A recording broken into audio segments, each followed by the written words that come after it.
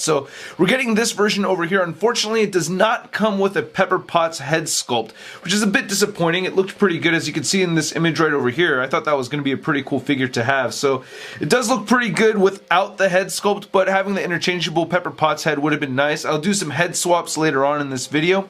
But yeah, let's take a closer look at this figure. Now, I really like this brand new helmet sculpt that we're getting for the Pepper Potts Rescue Armor. I think it looks really good. Unfortunately, the silver paint looks like it gets a little shaky right towards the center over there.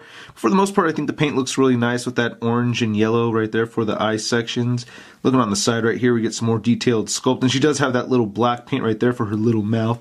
Anyway, coming right back over here, you can see that the plastic does have a little bit of that glittery, reflective look to it, which I like. I think it's very appropriate for any kind of Iron Man armor. And looking on the back right here, I really like these boosters that you get on the back. I think that looks really good. Nice orange paint right in there, so it looks pretty nice. Nice sculpted detail.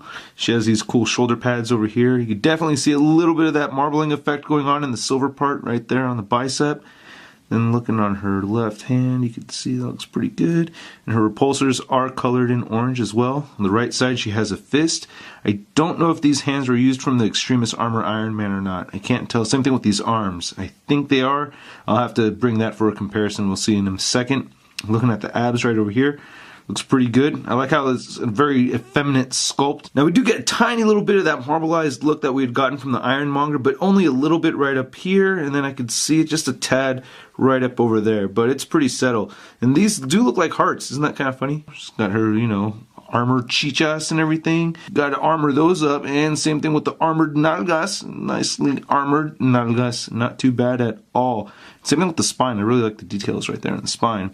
Now looking at these legs, these are straight from the Extremis Armor Iron Man. So yeah, nice legs, Tony. Again, real nice silver paint apps right over here. I dig it. I'm really glad that they added the peg holes at the bottom of the feet. We did not get that on the Extremis Iron Man feet. And you can plug in some effects right there to those peg holes. So I think that's awesome. Now going back to this head sculpt, you can pop this off still. Yep, and you can see right there. So I did try a bunch of different female head sculpts on this, and none of them really seem to work too well because this neck is so long. But the one I think that works the best is the short haircut Black Widow from the 2-pack. Now the articulation on this figure is okay. Luckily she can look up very far, and I really like that a lot. Her head can move down quite a bit as well. You do get side to side movement over here. It does kind of have an angle to it though when you turn it to the side, but it's not too bad. She does have these shoulder pads that do move up and down, which I think is great. Her shoulders can move outward. Oh, it's starting to pop off. Let's see. Okay, without it popping off, her arms can move outward that much, and they can move forward. Get a bicep swivel, double jointed elbows right there, and I really like the use of the gray plastic right there for that part of the joint for the pin. I think that's really smart instead of having just a random red dot in there. Anyway, you get the swivel right here at the wrist, and they hinge up and down. You get a diaphragm joint that rotates side to side, kind of like that head joint. It kind of turns side to side at a little bit of an angle. It's a little bit weird. She does crunch forward, she does crunch back, which is great. Not much of a pivot at all over there. Her legs can move outward like that, which is great, but unfortunately she cannot kick forward at all whatsoever. And I tried rotating this around and then tried moving it forward, but I'm afraid I'm going to break it, and I'm not going to keep trying. So anyway, it does have a thigh swivel above the knee, and then the double jointed knees right in there. And then the ankles do move down, they do move up, they rotate side to side, and no ankle pivot. Then here's our Rescue Armor Pepper Potts next to the Extremis Armor Iron Man, and you can see they're standing at the same exact height. This guy is just a little bit too short. But anyway, the legs are exactly the same, obviously. And then from the elbows down, they're exactly the same as they are on the Extremis Armor Iron Man. And then here's the Rescue Armor next to the MCU's Mark 42 Iron Man, and you actually see Pepper Potts do some rescuing while wearing this armor. Then to compare this figure to another female figure without any armor on, here she is next to the Moonstone figure, and you can see that they stand at exactly the same height. If anything, maybe this one's just a tad bit shorter, so I guess maybe she could have been a little bit taller. And then here she is next to the Marvel Legends Big Time Letdown Spider-Man. Okay, I know this is kind of a weird question. Could you give me a ride? Ooh, yay! Whee! Oh, we're going really high now.